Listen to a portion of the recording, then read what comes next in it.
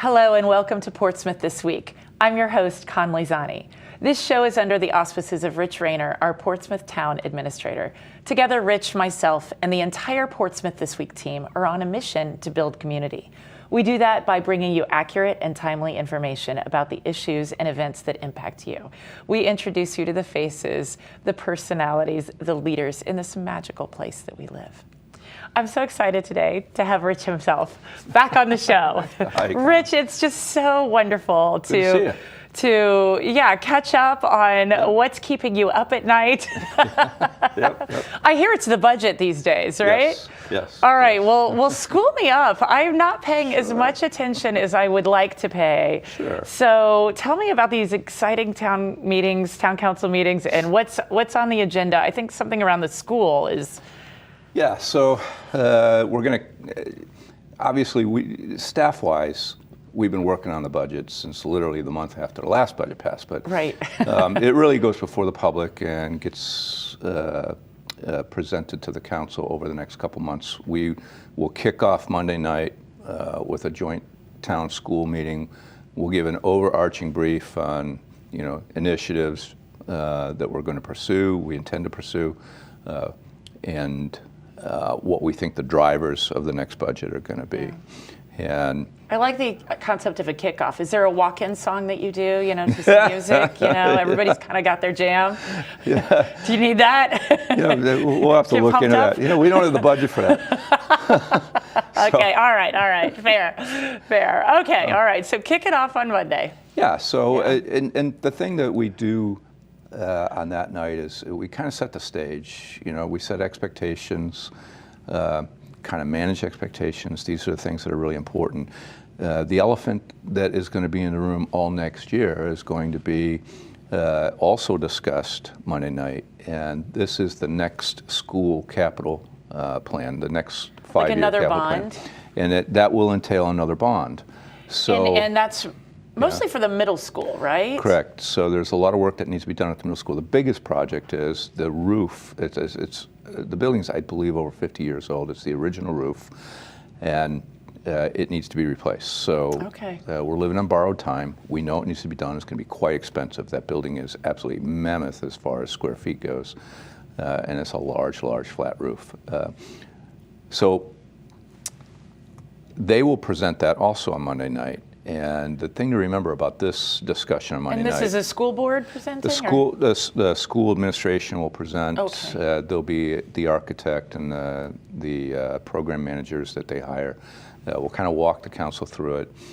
The council will need to approve submitting this Stage 2 application to Rhode Island Department of Education.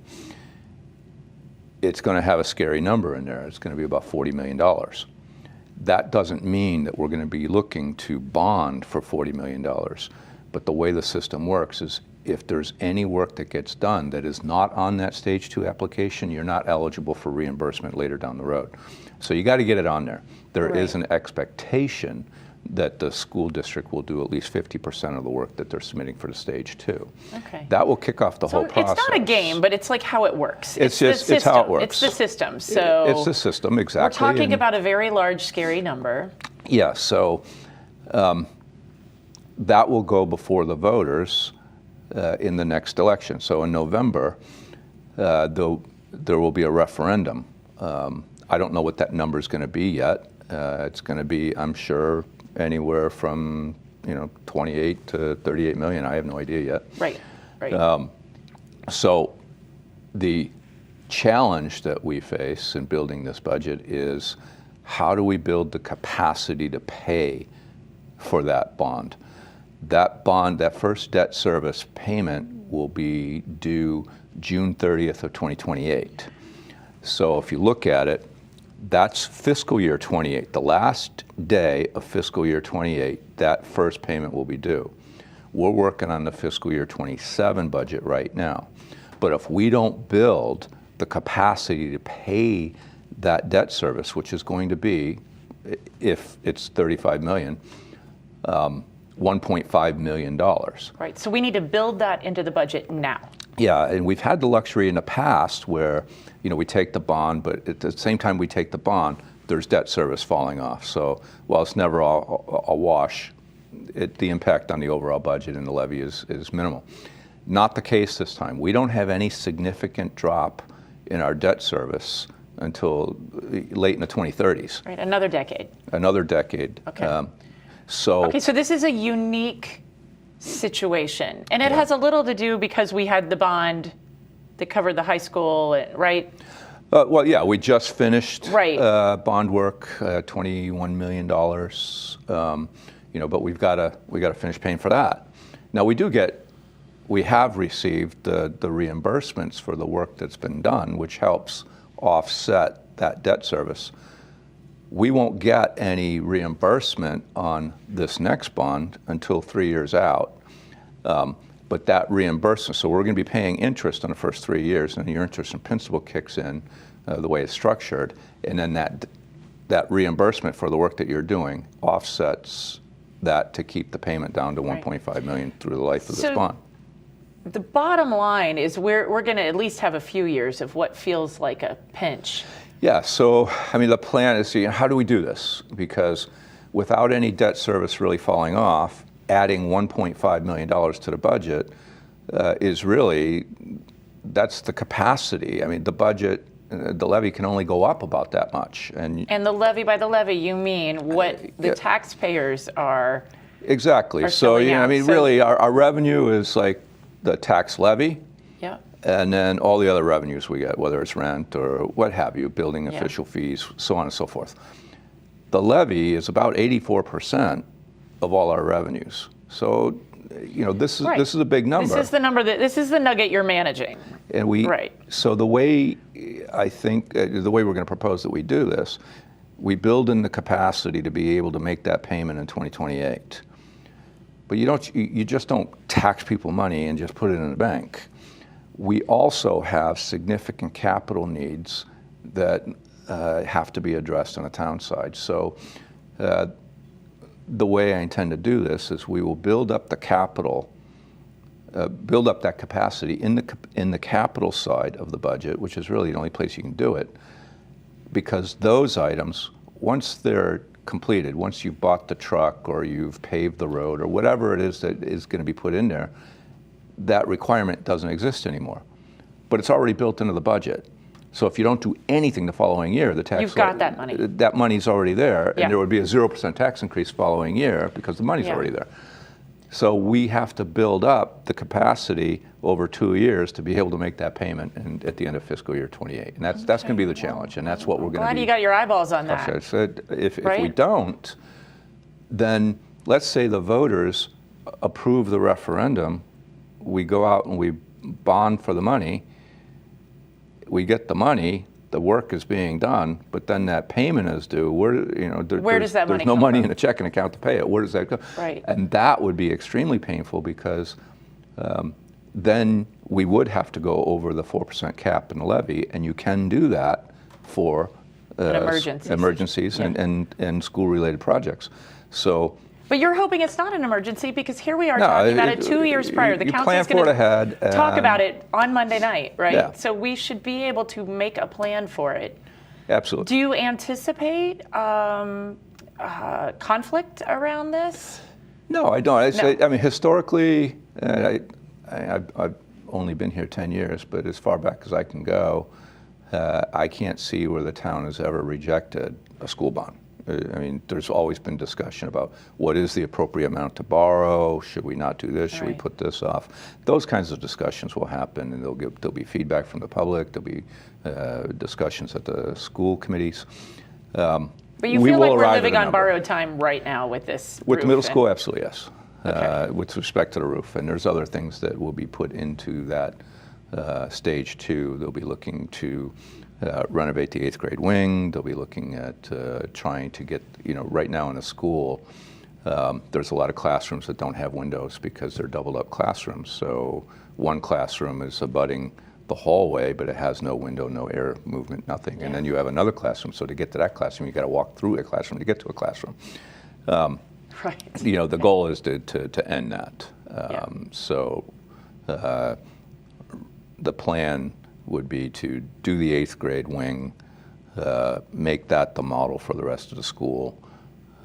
And yet all the classrooms will have it'll be a classroom you don't have to walk through another classroom to get to. Yeah. They'll have bigger windows, they'll have better air, there'll be better lighting, there'll be, once they see the pictures, I think people will be pretty jazzed about it. It sounds exciting. It's really exciting for the school to be able to do this. We need to invest in our schools, right? Like when you think about a lot of the budget goes toward our schools, right? Like, and that's what makes a town, a good schools. It's about, philosophically, are you kind of like that's your jam? Yeah, the school is about, every given year, it's over 60% of the levy, the appropriation. So we're, in the budget. So it is important to invest in our schools. It's one of the reasons that people want to come here. It's, all the motherhood and apple pie, investing in our future, so on and so forth. But you can't do it if the buildings are falling apart. So, right. We're a good community. We take care of our buildings. We take care of our schools. It shows. And we kind of keep an even keel. As I was thinking on my way here, what are we going to talk about? The next budget, the key takeaway is there's really no big ticket items other than the building in the capacity to build the bond, pay for the bond. So it's kind of like a, no drama Obama. It's going to be a no drama budget. Okay. Let's hope. Let's hope there's no drama, right? I hope. Sometimes drama comes out from out of the woodwork, right? But it won't be. It won't. The levy and the tax rate won't be as low as it was last year because there's just no way to do that. And right. Build in.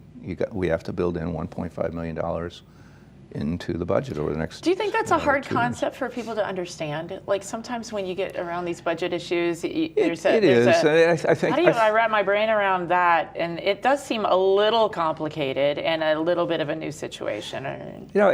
It's wonky. And how many people really do know what the difference is and what the relationships are between their assessment, the tax rate, the levy rate, how the levy is defined. Don't quiz me. There's a tangible tax rate, there's a commercial tax rate, there used to be a motor vehicle tax rate, there's a residential tax rate, there's, so how does that all play together? And it gets wonky. And at the end of the day, people want to know that they can stay in their house and that they can afford, I don't think anybody's against paying the taxes. They want to make sure that it's being done fairly and it's being done for the right reasons and that they can afford it when a taxman comes due. And I think we take that very serious. There's always going to be people who say, well, we could have done better. And I would argue that it could be a lot worse. We are doing better. Yeah. We are consistently in the bottom third or bottom quarter relative to our assessed values in the state for our tax rates and our tax levies. And we have the best team, the world's best team. I like to think so. Right. Well, let's talk about that because I always like to be reminded of that. And when you get on and you talk about the people that are there at that hall working their behinds off. I tell everybody, we bat way above our weight class. We have an accredited police force. We have a world-class fire department. We have a DPW that is essentially the same size as it was in the 70s, double the amount of roads that they're responsible for. We put $1 million in road payment. Our roads are in very good shape. The problem is that, with respect to that, people will argue with that, and I'm sure I'm going to get emails tomorrow, but it's just, but the roads that people are complaining about are not our roads. East Main Road, West Main Road, they're not ours. I can't pave them. Right. You couldn't fix them if you wanted to. We have a recreation department that has gone from 0 to warp speed, in relative time. I hear they're playing mahjong now. That's exciting. Wow. They got the energy of 10 people, and it's a two-person shop. And they really, really do put a lot of programs on. But the most important thing is, when you think about it, we live in a society now where mom and dad, or dad, depending on how your family is structured, but everybody's working. And what do the kids do now? I grew up when my mom was home every single day until I got to high school. That doesn't exist for a lot of families anymore. So we need, the recreation department has become instrumental in helping people do this because we have the summer programs. Every time the school goes on vacation, we're running a camp for kids so that the parents have some place to take their kids. And we fill that need. We have tremendous sports leagues. We have, our planning department is, it's the envy of many of our neighboring communities. And we have a strong partnership with the other departments on Aquidneck Island. So we are talking every single day to, Middletown and Newport. And then we have our mutual aid agreements with all our surrounding communities. So we leverage where we are. You're making me excited that. to live here. But it is it's a great place to live. I remember when I was interviewed, I actually think it was Tom Greed that asked me a question, but it was, why would you want to come here? And I remember I was in a Portsmouth room, and at that time there was a big, giant, old black and white photographs, like 10 feet big. And it was just of Portsmouth. And I was like, boy, I looked over, and I said, look at that map. Who wouldn't want to live here? It was an envy. When I was on active duty, Newport, all roads in the Navy lead to Newport at one time or another. And when we, the number of times that we were either stationed or transiting through for training, we would always come up to the north side of the island, because it was so pretty. And like you and the your farm wife, fields, just take a drive, and then of course, Clements. I remember when Clements was just getting started. I forget what it was before that. I was probably an ensign then. But it's also magic. But it's just, what a difference. I mean, to go in there, you can go to Stop and Shop, nothing against Stop and Shop, but, you got that hometown feel. So, anyways, no drama budget. We're going to build in capacity to do other things. I know, civic support requests are in. Those are going to be up. Library's looking for more money. We can build that into the budget. We have we're building in the capacity to be able to handle that debt service payment. I just wrote a couple notes down. I mean, it's being able to pay. The school is going to face, they're looking at a bit of a drop in some areas of their funding, but we can help them out with our appropriation. Overall, the budget is probably going to come in maybe 2 to 2.25 above where it is right now. Okay. But then that's wonky too. So, well, how can the levy go up to almost 4% and the budget only goes up 2.3%? Well, because most of that revenue is coming from Texas. I get that. Yeah. So it's just going to require people to listen and to. That's hard. You're like, let's have a big collective sigh on that, right? Yeah. Just be patient and listen. Lots to be excited about. I mean, but it doesn't mean we're not going to have zero initiatives next year. I mean, obviously the big initiative is be able to make that payment on the bond. But how about the senior center? The senior center. Let's talk about that. That's about to open, right? Or the senior soon-ish? center. Well, they have their certificate of occupancy, a temporary one. Yeah. I think everything is being timed for better weather once they get all the, their computers where they want their computers, stuff like that. People start moving in, I think, come spring. Okay. So they're going gangbusters over there. Really, really good. Well, that's just been quite a little birthing process for our town, right?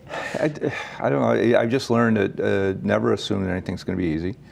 But in the end, we got there, and I think the town's going to be really, really proud. I got to go in. It was so beautiful. Yeah. I'm so excited for our town. Yeah. And all the hard work that team did, and and the whole town. I mean, it was it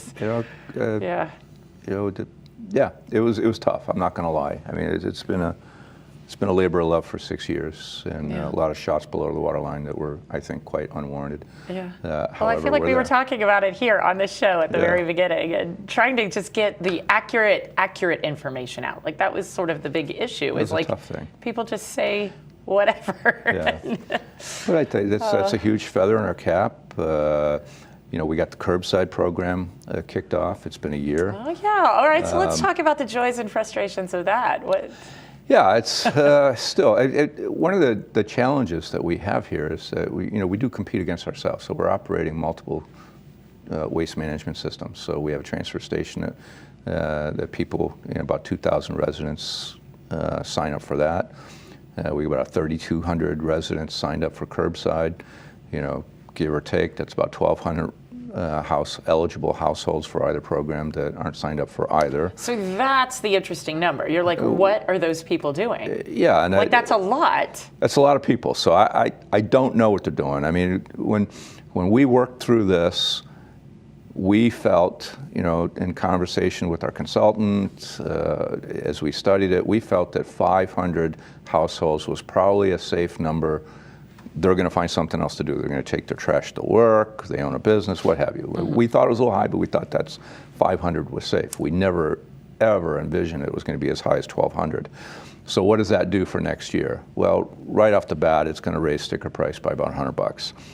Now, to put that in perspective, though, when we implemented this program, the major trash haulers were all going to be anywhere from $800 to $1,100 a year for trash, with once every other week recycling and no yard waste. Right, so we're still ahead on a price. It will still be a great bargain. However, the council has set up an ad hoc working group that is going to look at this and look for ways to mitigate those costs or bring them down. So I applaud their efforts. Staff is helping. And we'll see what comes out of this working group. They're looking to finish their work up, I think, in March. So hopefully that will have an impact on what the anticipated sticker prices are going to be for next year. If somebody wanted to give input into that, how would they do that? Send a note to... like you go to our website and you... Yeah, I think the easiest way would just be to send a note to DPW, myself, or Rebecca, and we can feed it, or to Counselor Mary McDowell. She's kind of heading up this thing. Okay.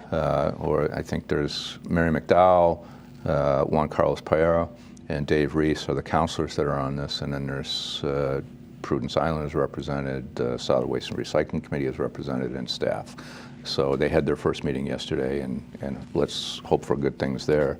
Okay, that's awesome. Well, that's okay. So we've just got this big number, 1,200, that was unanticipated. So that's... Yeah.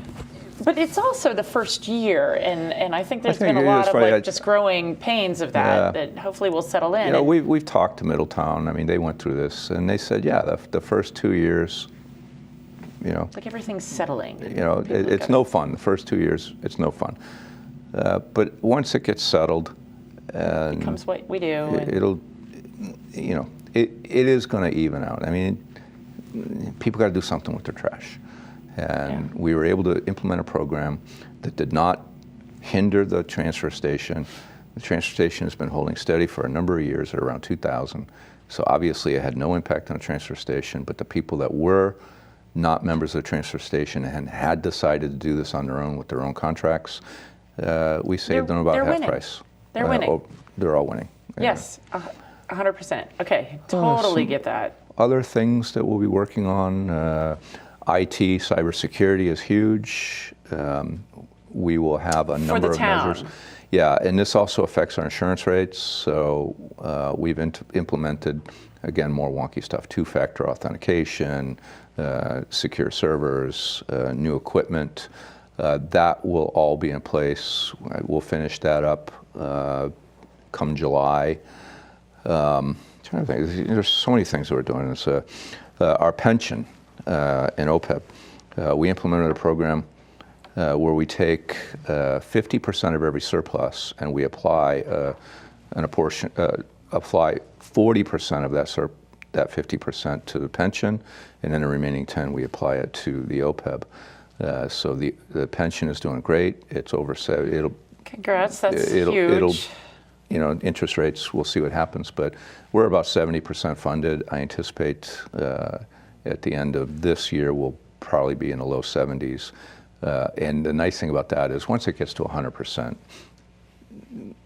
it's like ideally, self-sustaining. It self-sustains itself. Yeah. And that will be a major headache. It's not in a crisis or anything like that. We're obviously making our payments, but that will be That'll be a big win, in the, X in the win column for Portsmouth.